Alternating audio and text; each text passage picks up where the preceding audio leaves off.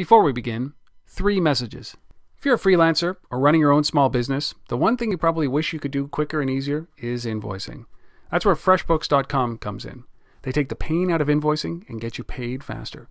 Effortlessly create invoices and email them to your clients. They can view them, print them, and even pay you right away with PayPal or any of their 11 other payment gateways.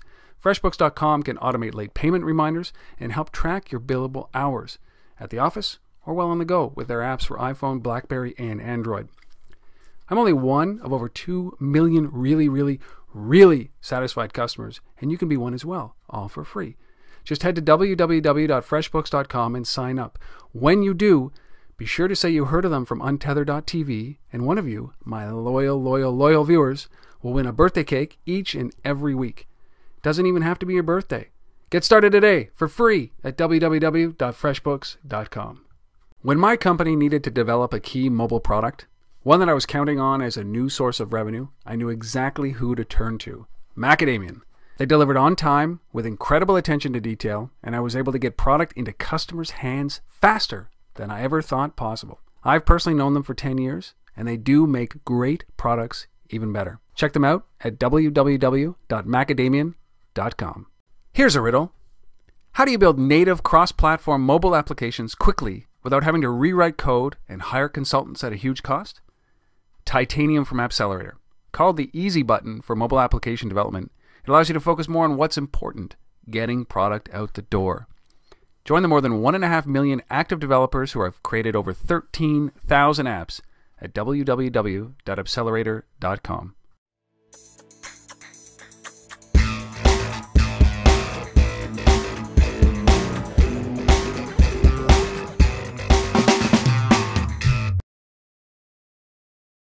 Hello everybody, welcome to untether.tv, where we have casual conversations with mobile rock stars, and I'm joined today from the Windy City, the great city of Chicago. It just seems that there's a lot of activity that's going on in Chicago around the mobile space.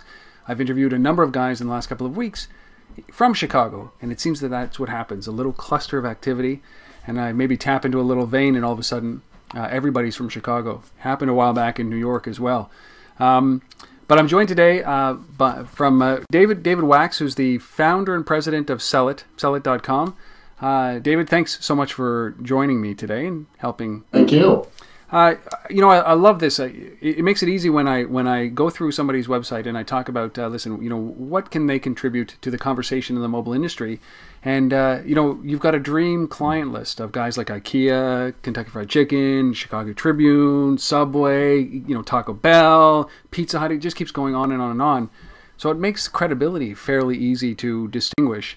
And the fact that you guys have been around since 2005 is another thing that says, listen, 6 years in the mobile space, that's pretty impressive. That's very impressive.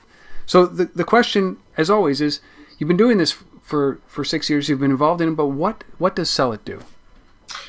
Cellit tries to build complex, deep relationships between brands and customers. So we actually started off, we've always been a practical mobile company. We're not the company you go to for a big whiz-bang promotion. Yeah. While we can do that, it seems to be a waste of your time and a waste of our time because we help you build up this big list and then you throw it away. Cellit started with real estate in mind. So you'd drive by a house, you'd text in for information on a house, you'd get info on the house, the realtor would get the lead. So it was our first very practical product. Then from that, we grew into other verticals. We grew into restaurants was the first vertical with just, after I designed House for Sale, which was the real estate product, I thought, gee, there has to be other uses for text messaging back in '05. And I was walking down the streets of Chicago, passing all these nightclubs and bars, and I thought, well, there would be a target. Little did I know that offering, Coupon Zap, would get the attention of Marie Claire magazine, which is a big magazine in the States. So we kind of switched our focus from going after the mom and pop retailer to bigger brands. And I owe a lot to Marie Claire for that. Ever since then, it's just kind of been a natural progression of taking our clients' needs and systematizing them building them into our platform. So we're not building one-off systems. I have an engineering background and a business background, but really an engineering background. And we really come at all our clients' problems from an engineering perspective. We try to develop something that integrates. So one of the reasons why we have the client base that we do is because we kind of have a no BS approach to dealing with our customers.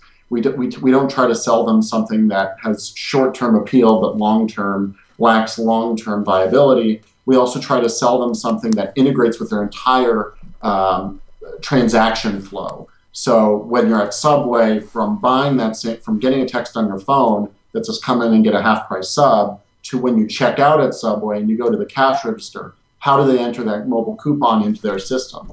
You know, everybody thinks, oh, well, 2D barcodes. Well, a barcode is nothing more than a number if you're familiar with it, so that's great. And but Subways don't have barcode scanners, right? So what are you going to do without that? And then even if they did have barcode scanners, what do you do with that 2D barcode? So that's what Cellit does. Is we've designed a whole suite of offerings that allow people to redeem mobile coupons, to tie their systems into our systems via a robust API set. And in the process, we've built one of the most scalable mobile messaging architectures out there. So it's been a fun ride. Unfortunately, I'd like to say that 2011 should be the year of mobile that 2006 should have been, but we are finally seeing kind of mass adoption for mobile. So, David, when you talk about systemizing something, you know, it just seems like you guys were so early in the industry. You know, in 2005, the mobile industry's been around for a long time. I mean, we all know that. I used to carry an iPack with, 14 different packs attached to it and didn't really fit in a pocket. But the mobile industry's been around for a while. But in 2006, you're talking about building systems around a process that really, it's like building something on molten lava at that point. It's very difficult to systemize things. I mean, how did you get into this business, and why get into this business at that time? Well, I just joined a venture firm out in San Diego, and it turned out, without getting into the details, it turned out to be a strange company, to say the least, and it didn't work out. So it's kind of, after moving to San Diego, I was kind of a young guy at the time. I was like, oh, shoot, now what? And I come from a family of realtors, and they said, there has to be some way of being able to provide information on houses. So that was it. And there was no business plan. There was nothing. Just a light bulb. Just the light bulb, and they wanted something actually using barcodes or BlackBerries. Yeah. And I said, well, maybe not barcodes and maybe not BlackBerries, but text messaging might be the way to go. So back in 2005, I just sat down and I programmed House for Sale. It was the first thing I've ever programmed professionally, and released it. We had and actually Coupons app, which was our second offering. We actually had a first sign up from that before House for Sale. Really? But we launched, it was, we just published them both out there on the internet. We didn't really, we were the first people really to do real estate. And then there were a couple other text messaging providers at the time, kind of at the low end market, which is what we were hitting with Coupons app. But we went out there and just did a little Google ads, and that was that. The idea was, compared to the other mobile systems out there, was really a self-service offering for restaurants and bars, a low-end system. Yes. So basically demystify it, make it so that the layman can use it. At the time, our coupon, we had a coupon redemption technology, but it was really show a coupon code on your phone, and then somebody writes it down on a pad of paper, and then at the end of the night, they go and they type them all in the back end and reconcile. Now we have applications for iPhone, we've got applications for Android, we've got software that plugs into any Windows-based point of sale. We've got custom plugins for Micros, Agilicis, and PosiTouch, and all these other point of sale systems. So we've designed kind of a portfolio of technology that goes around mobile coupon redemption specifically.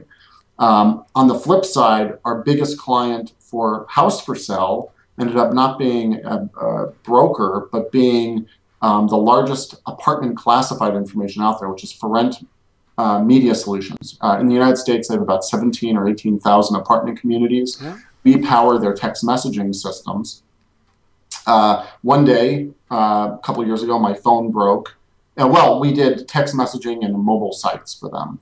And then one day my phone broke, and I went out and got an iPhone. And I said, gee, we already have your data for the mobile site and for the text messaging. Why not take that data and create a framework that we could apply to For Rent first, but then our other classified system providers, and be able to quickly turn around apps on Android, iPhone, BlackBerry, Windows Phone 7 that take the same data, and that's what we do. So we're not your general app developers, but if you have an inventory of something, such as apartments or jobs or cars or restaurants, one of our clients is a restaurant group, we can create an app where you can search for those, views detail for those, map them, augment reality, search by speaking into your phone, and all those apps use the same core functionality. They just look entirely different. So, for example, we have the For Rent app out there if you're searching for apartments, and we have Buscar Autos, which is searching for cars in Spanish through Auto Trader Latino. And both apps use the same system, which reduces cost for them and speeds turnaround. So we're able to offer, I never wanted to take a non-systematic approach because there's actually a web design firm right next door to us in the office building we're in. And in the last 5 years, we've grown by leaps and bounds, and they've stayed the same size. And the reason is they don't scale. Every project is custom. Starts over, yeah. For us, we've turned down a lot of app business because we get requests for non-scalable apps and we just turn it away. We've got really 2 apps out there in the store. We got the one that's the search for things, and then we also have a news reader app for television stations, and we've got about 30 television stations using that. So it's about finding a business model for Cellit that really scales. So that means literally not being the jack of all trades, right? So that means focusing in on exactly what it is that you want to sell and that can scale so that you can replicate. The notes that I'm taking here is that when you systemize something, you bring in a client, and it's almost like the client somewhat subsidizes every evolution of a product so that you can build upon the one that you've already built, so that as long as it's in line with what you eventually see that it's going to do. So how important is that to find the clients, first of all, to decide what you do, better yet what you don't do, and then look for those clients that actually will help you build out the product line. And ultimately, we hear this all the time, have your clients pay for the framework. Yeah. For us, we kind of fell into a certain number of verticals. Publishing with For Rent, broadcast television. Actually, my director of sales comes from broadcast television. And then retail we're now falling into. So if we can find an application that fits one of those 3 core verticals, we're likely to develop it because we know we can then re-leverage it with their other clients. Right. But even if it's for one of those and they just want some whiz-bang game, we had a restaurant that wanted us to basically make a bouncing meatball game. We just said, we're just not the right company for this. Yeah. So it's hard. It's very hard, especially when you're trying to grow at the same rates we had grown at in previous years, or a bigger company now. It's hard to turn away business, but you have to have a little bit of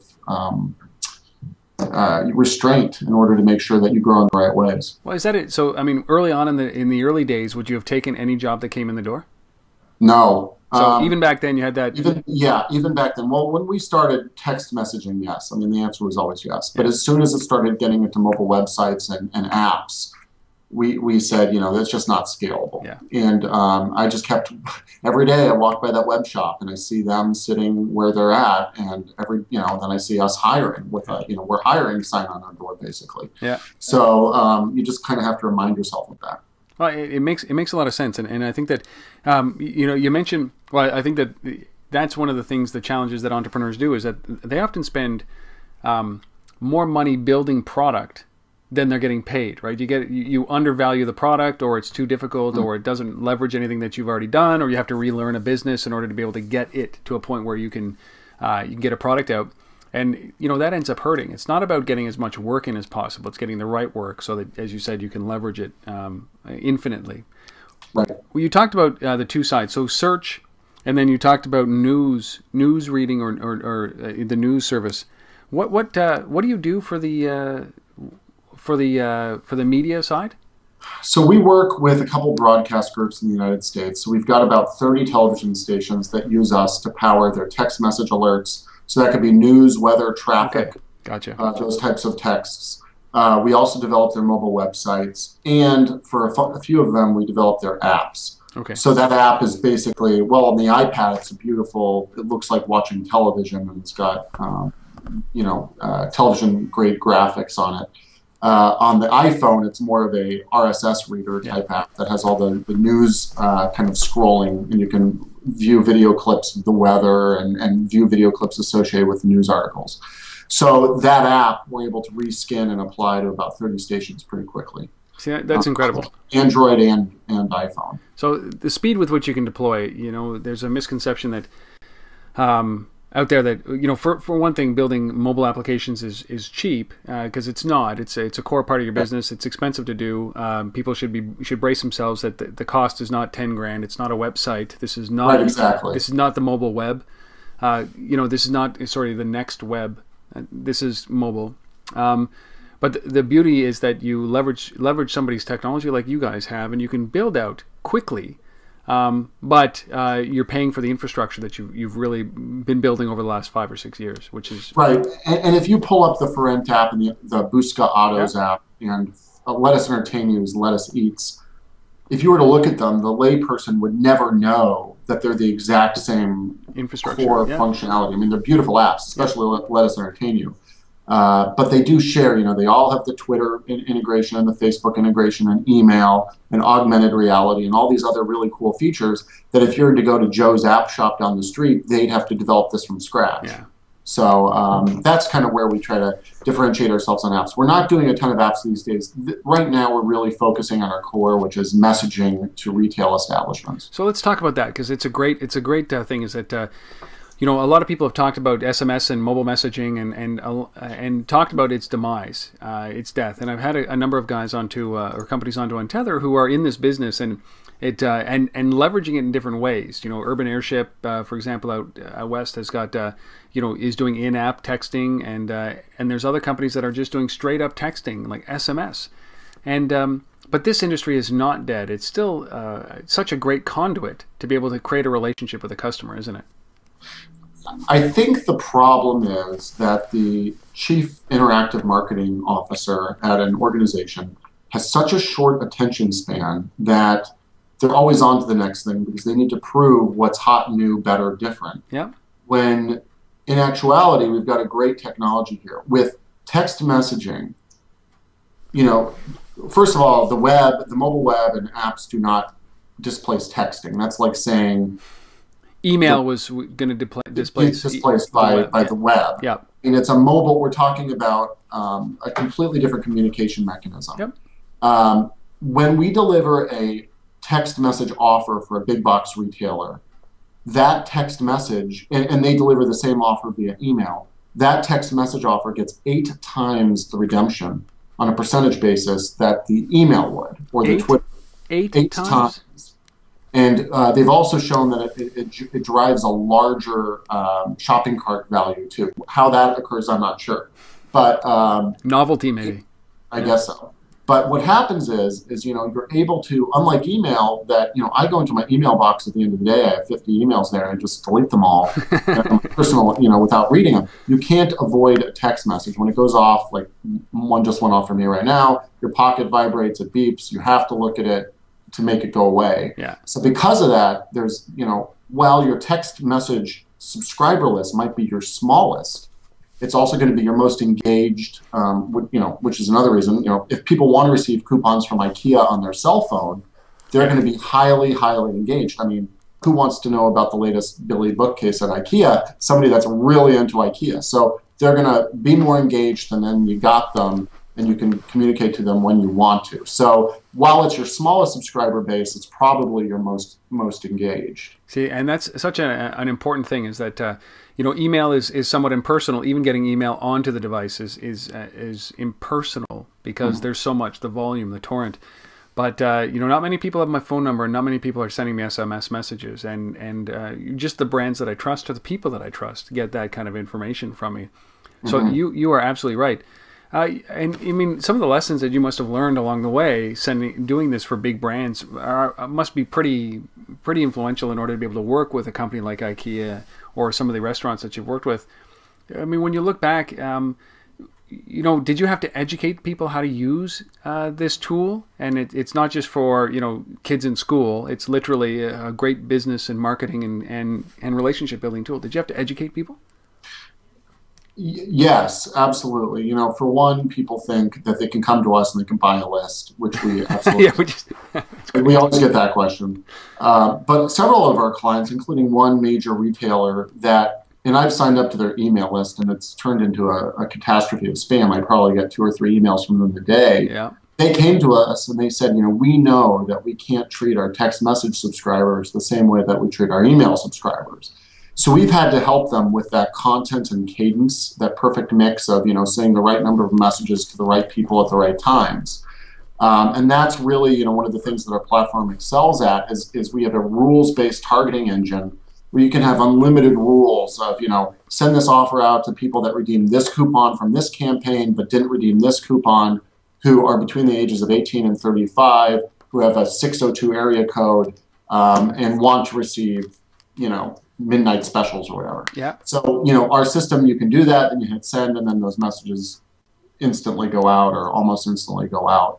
So, you know, it's all about segmentation and creating kind of a in-depth conversation. You know, I think email is a huge one-way pipe Yeah. where you're sending, you know, lots of information to the end user.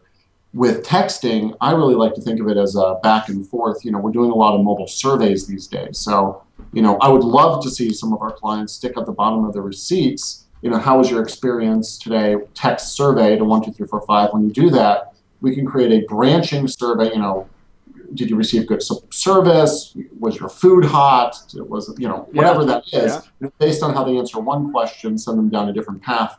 Our platform can then automatically, you know, import that into whatever system, or if they had a truly bad experience, maybe immediately alert a manager to give them a call so that they're apologized to before they go on Yelp or Facebook or Twitter and post some bad reviews. And influence somebody else's decision to go to that place. Yeah. Exactly. So we're trying to do a lot of that too. We're building some really in-depth databases with some of our clients. Now, what's your sense about this? I love that content and cadence. Like, I think that that's such a great, you know, alliteration, or 2/3 of an alliteration, simply because that really does talk about, you know, almost getting into a groove about, you know, how to communicate with people, when to communicate, and what to say, you know, at that right time. Because there's nothing worse than getting something totally out of context, right? And that's going to throw you off. But do people get this? Like, David, do people understand what the power of this? Or do you find yourself just like this, like repeating yourself about the impact that text is going to have, or texting is going to have, with the right content and the right cadence on your business? You know, I think there's just a lot of confusion still about what is texting. You know, oh, I want to do a mobile web, or I want to do an app, or I'll just have a QR code for that. And people don't realize they're very, very different. A QR code is nothing more, and if you go to my website, you'll see I rant about them quite frequently, but it's nothing more than a URL. Right. So you're not capturing their phone number. You're not engaging in an ongoing conversation. A lot of the trackability is gone. So we're having these discussions over and over and over again with customers, trying to get them on board. And once they are on board, I think the cost, the ROI is fantastic. The cost is so low on this, and it's mostly pay for performance. I mean, you pay based on how many messages you send, which is a function of how many subscribers you have. So, you know, you're not spending money if you're not making money. Right. But yeah, the conversation has pretty much stayed the same from an education perspective. I mean, we've learned a lot that we're able to pass on to our customers. Yeah.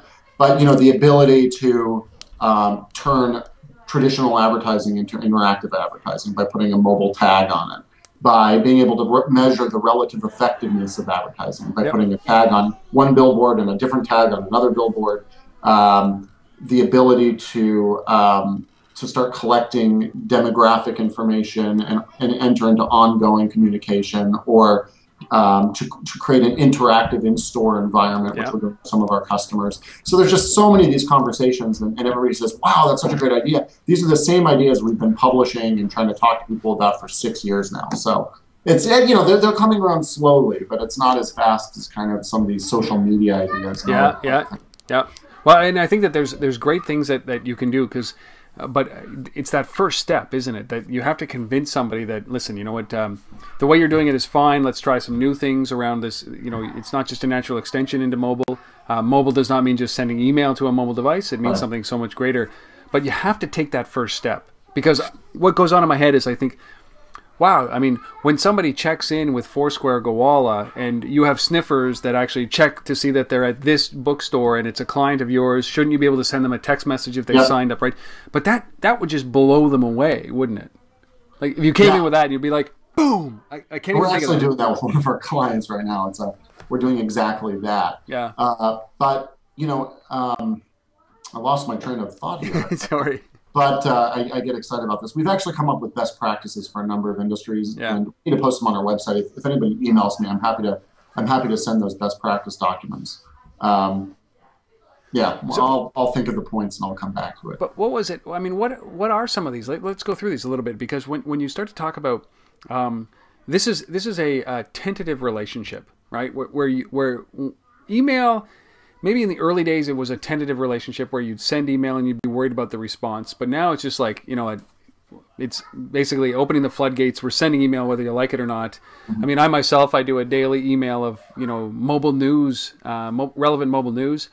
And I have a good subscriber base, but it's a small subscriber base who really want that information. And I don't push it on anybody. But it's just like email is now just, here, take it. It's like the channel. Right. And so it's not very effective. I mean, there are days like you where I just do Control A and delete in my inbox because it's just too much. So what are some of these best practices so that we're not doing the same thing with SMS and messaging and notifications and these things that if I turn it off, that's a bad news because I was at one point in love with your brand and now you've done something to make me just say, I don't ever want to hear from you again. Yeah, so one of the rules is we call it the rule of ones, which is communicate to that person no less than once a month and no more than once a week, unless they've subscribed to some very specific list, which is like, 30 deals in 30 days or something, which might be like a sub-program of a bigger campaign. But it has an expiration, it ends at some point or something like that. Yeah. Right. You don't want to fatigue your customer. Right. Number two is allow the customer to control their own preferences, which is to that point. So do you want to receive alerts after a certain hour, before a certain hour? Do you want to receive traffic alerts and weather alerts, just news alerts, that type of thing? They really depend on the industry. One of the most obvious for us, but our clients, there's two that are kind of obvious that our clients don't seem to really understand sometimes, is just because you have a call to action, doesn't mean people are going to know about it. One of our clients was a major Broadway show in New York. They posted a huge poster of their Broadway show in the central, in Times Square. And on it said, text in to get alerts on the show. And they were only getting 2 or 3 texts a day. And they said, this texting thing isn't working. So I happened to be in New York and I walked with them to Times Square. I said, well, let's check it out. We went there, and sure enough, there's a poster that's 4 or 5 stories tall. I mean, this was a huge poster, but the size of the text was like in fine print at the bottom. And quite honestly, I was surprised that 4 or 5 people a day even texted in. You can't even see it.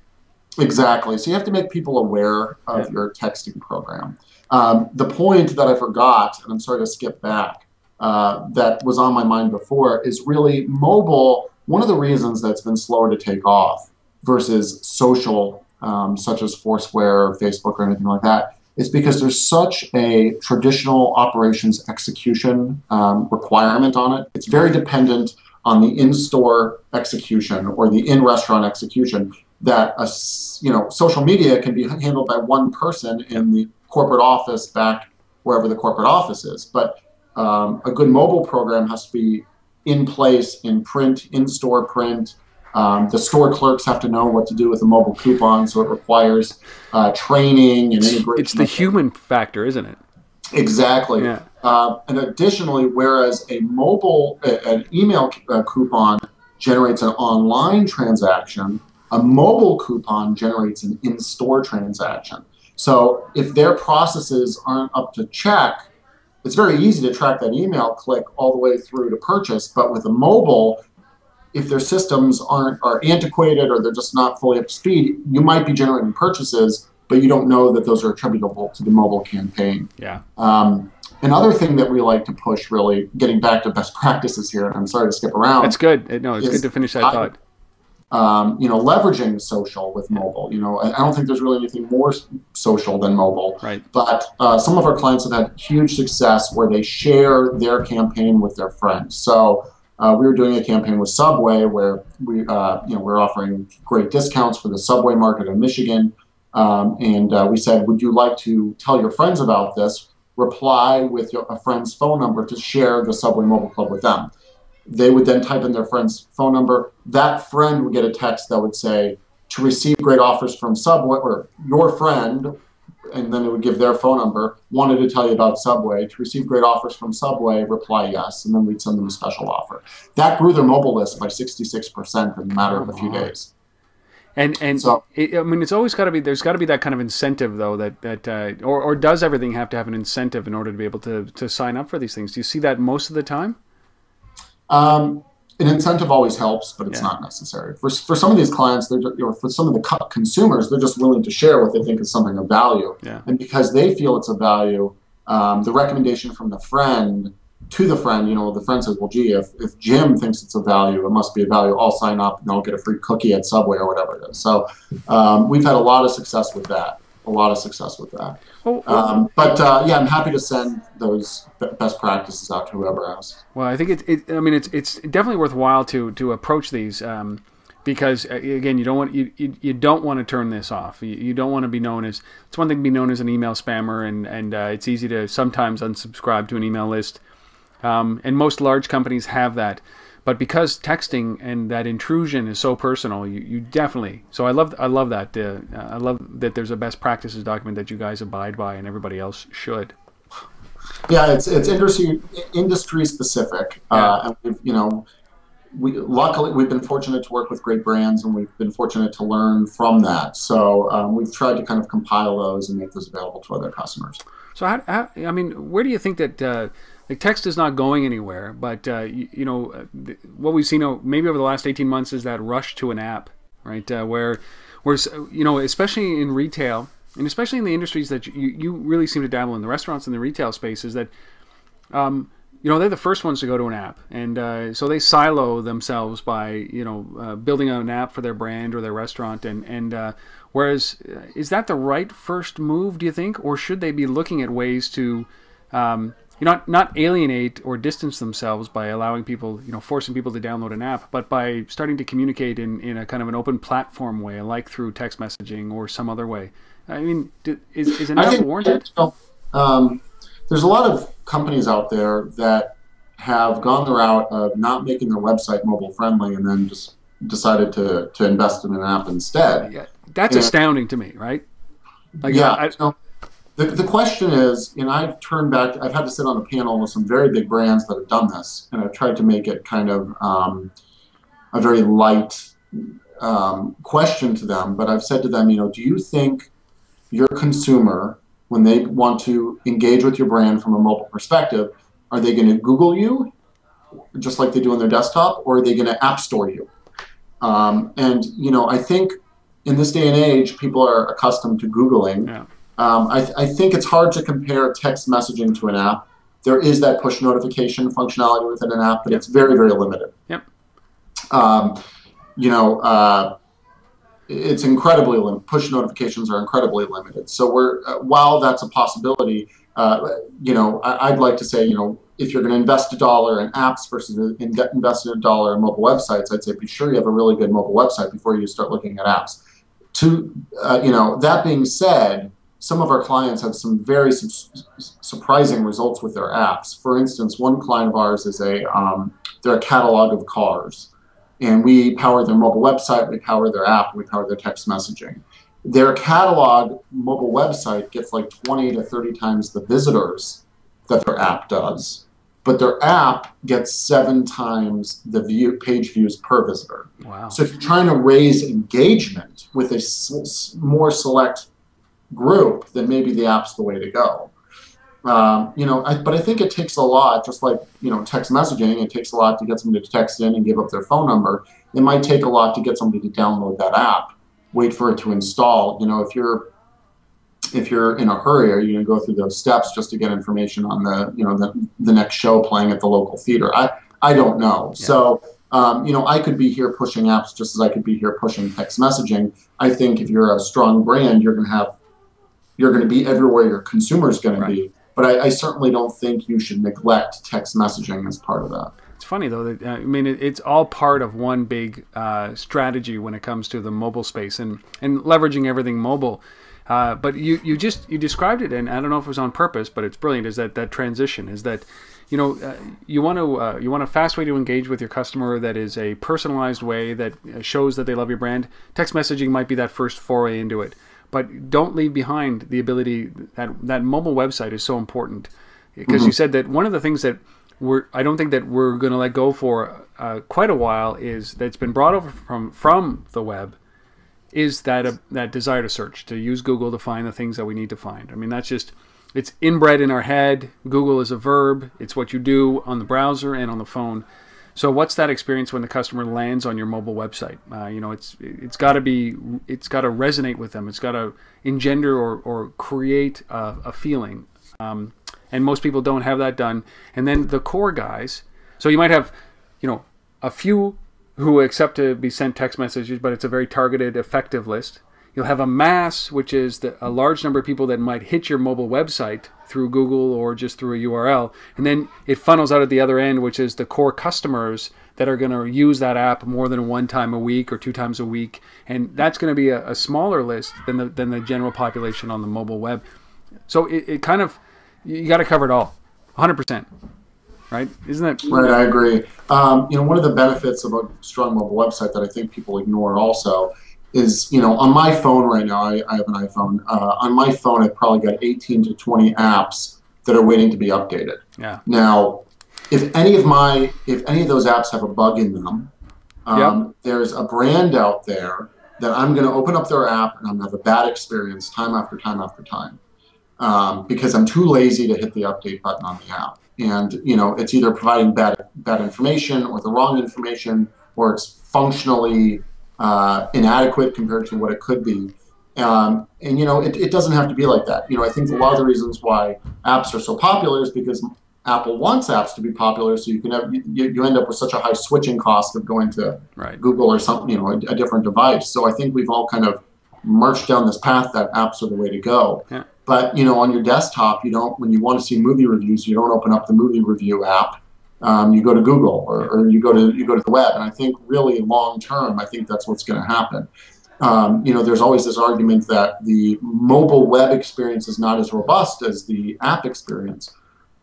I think right now the mobile web experience is a few steps behind. However, some great mobile web experiences like Yahoo is fantastic now. Google Gmail is fantastic. Yeah. I'm not as familiar with Google Gmail, but Yahoo Mail actually has persistent storage. So I can read my Yahoo Mail on my phone on the website when I'm at 5,000 feet or whatever on an airplane, 3,000 feet, whatever that is. So I can be, I can be mobile and have that experience of creating messages, storing them on my phone, and then when I land, that website then transmits it off. That's amazing. So I think there's this blurring of lines between what's an app and what's a website that XHTML5 is doing. If Apple were to ever allow Flash on the device, that would kind of allow an even greater experience. But I think for strategic reasons, they're not going to allow that. But there's great ways to create robust experiences on the phone. It doesn't have to be through an app. Yeah, and I agree, and certainly it's a low-hanging fruit. It's a thing that you've got to do in order to engage with your existing customer base or people who are looking for you on a mobile device. One of the big things though that I see is that we got bloated when it came to websites, right? Like there's just, when you go to a website, I mean, maybe you don't need 30 or 50 or 70 pages on a website. And what I hope that people look at is that, hey, you know what, if we can get the same message across on 4 pages on a mobile device, we got to reevaluate how we're sharing information on the web, and that paradigm will bring it back from mobile into web. So we'll just make it a more succinct experience. Barack Obama just released his mobile app for his presidential election, and it's like 4 pages, right? It's got a great little video from some of his supporters, and then it's got the things that he wants, which is sign up to volunteer, sign up if you donate money. Sign up if you want to volunteer. Sign up if you want more information on my platform. Sign up here for text messages to let you know what's going on with a campaign. It's so simple. What else do you need, right? Anything else you can find, you can get from that website, which is pretty amazing. So that simplicity, I hope it brings it back to the web. Yeah. So I want to shift gears here because we've got a few minutes left, and I want to make sure that I touch on this because you are decidedly in the service space, and you decided to venture out and build a consumer, a front-facing product called the Third Degree. Talk about this for a few minutes. The Third Degree, basically, there's currently about, I guess it was about 7 or 8 years ago. It was before I started Cellit. I remember walking into a bar in North Carolina, and they had this. I didn't know what it was called at the time, but it's a competitor of ours called Buzz Time. Mm-hmm. It's a small box that sits on your bar table, and you can answer trivia questions that appear on the television by punching keys on the box.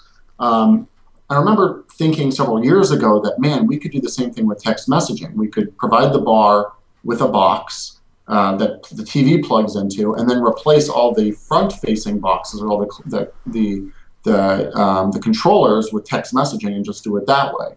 And without all the resources and the financial wherewithal to do it, we've never ventured into that direction.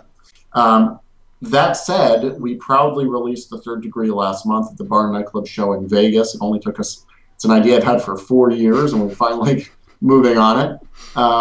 We're really excited about it. People can visit thirddegree.com. That's number 3, rddegree.com. But it's a very immersive game. There's funny little video clips throughout the game. There's great graphics, surprisingly good graphics in the game. The device that the bar has is a small computer that we actually designed. We're giving them away currently to bars. We've got a few in Canada. The rest are in the United States. Our hope is to get up to 100 locations nationwide pretty soon, and then grow to 500 after that. It's free for the bar. It's free for the customer. And then eventually we're going to build an ad network around it. So twice in the game, there'll be a full screen video spot.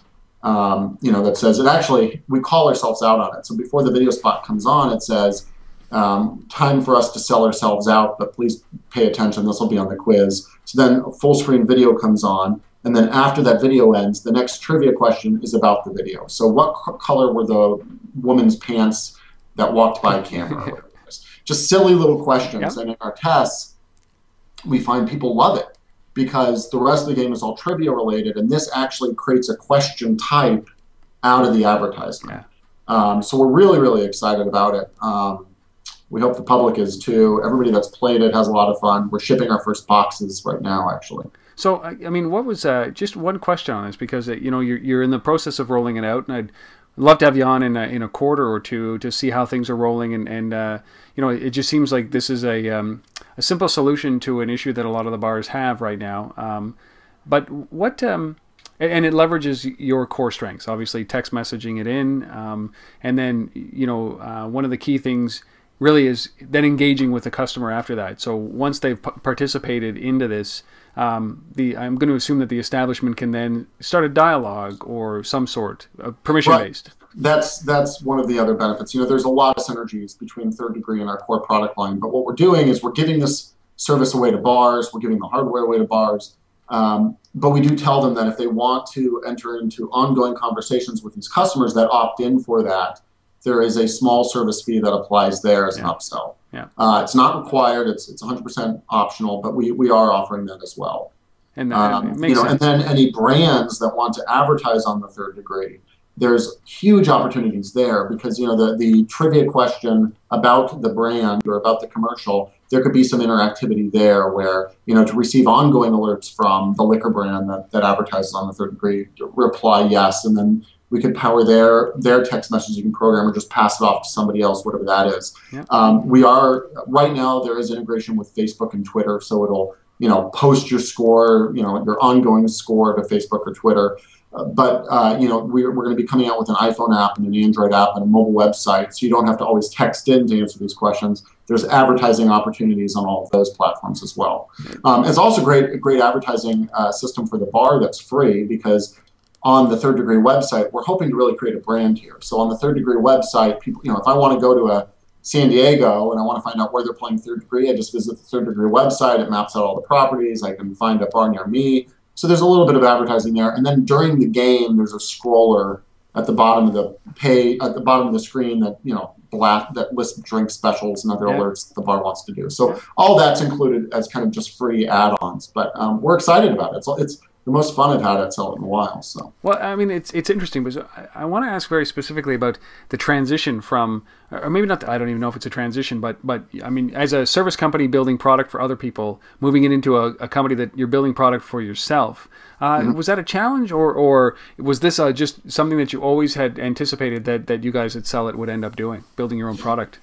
Well, you know, to some degree, everything we've done has been building our own product. We've got Cellit Studio, which is the campaign manager that our clients use. We've got House for Sell and Coupons app, and now we have Cellit Spark, and we acquired Message Buzz.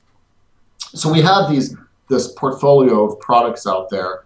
The difference with this, so this is actually very similar. The difference is, with all those products, it's not like, you know, get your text messages from IKEA powered by Cellit. Yeah. Now this is, okay, oh, I'm going to this bar because they have the Third Degree, and that's really cool. So we don't have to, our idea is not to have to build brand recognition with a customer. Right. We're hoping the game will just do that for us, you know, just having it installed, and by giving it away to bars, hopefully we'll have hundreds of locations that will be free advertising for us. So it'll be interesting to see. It hasn't really changed our business model too much, although we are now shipping hardware that we've never done that before, so that's a little different. Changes the model when you actually have to put something in a box and stamp it and send it off. You guys have been in the digital world for 6 years now, and not only that, like this size of a digital world, and sending bits and bytes. Now you're sending boxes and sealed air, right? Yep, exactly. I think it's great. I mean, you know, I've been in software all my life, and I think that you know, I've run services side, and then I've run a product side, and I love the product side. You know, so as you said, it's a good transition. You guys have been doing it for so long, but this is literally like, you know, there are moving pieces for this right now, which is You know, we're worried about these machines overheating or whatever. You know, whatever. They're fine so far, but different types of. I think one of the reasons why mobile is appealing for programmers in general, and why there's so many apps, is because you could never feel your application if it's on a computer screen. But it's because you can pick up your app in your left hand and punch it and poke it with your right hand. All of a sudden, there's an additional level of creative, you know, the satisfaction from being able to say, yes, I created this and I'm holding it in my hand. Well, now that we have hardware too, it's an even greater level of creative satisfaction. And it's turned into quite the distraction, because we still have, you know, clients that need to be serviced and core product lines that need to be updated and maintained. And a lot of people are just, you know, having so much fun with the Third Degree. You know, after all, it is a game, that it's a little bit of a distraction now, but hopefully that'll calm down in the next couple of days. So I got to ask, where can people find out more information about both of these things? So obviously Third Degree is the number 3, rddegree.com. And so if anybody's interested in taking a look at that, or just, you know, interested Cellit.com. And Cellit, CELLIT.com. And there are Facebook pages for both. So, but those are kind of rehashes. I mean, there's goofier stuff on our Facebook pages than there are on our corporate websites. But feel free to check out those too. And just out of curiosity, I mean, are you a funded company, venture backed, or is it just organic growth? Well, as I mentioned, I kind of ran for the hills from a venture firm when I started Cellit. Yep. I'd actually worked at a very reputable one in New York prior to that while I was in college. That said, I'm arrogant. I figured I could go it alone without the venture funding. Yep. We're 100% privately funded, sweat equity. We've been profitable for 5 out of the last 6 years. It took us a year to get profitable, Yep. And we've had pretty substantial growth ever since. We were on the Inc. 500 last year, company 262. This year, I'm sure we'll be Inc. 5000. I'm not sure if we'll be Inc. 500, but hopefully if the Third Degree takes off, maybe we'll hit that curve again. yeah, we're in it to win it. And one of the problems if you Google mobile marketing, every week there's a different there's a different vendor list out Yeah. there. These guys come and go, but we've been here since the beginning. So I just, I hope people recognize that when they're looking for a mobile vendor, is sometimes, don't pick the cheapest guy on the block because they're not going to be here in a week.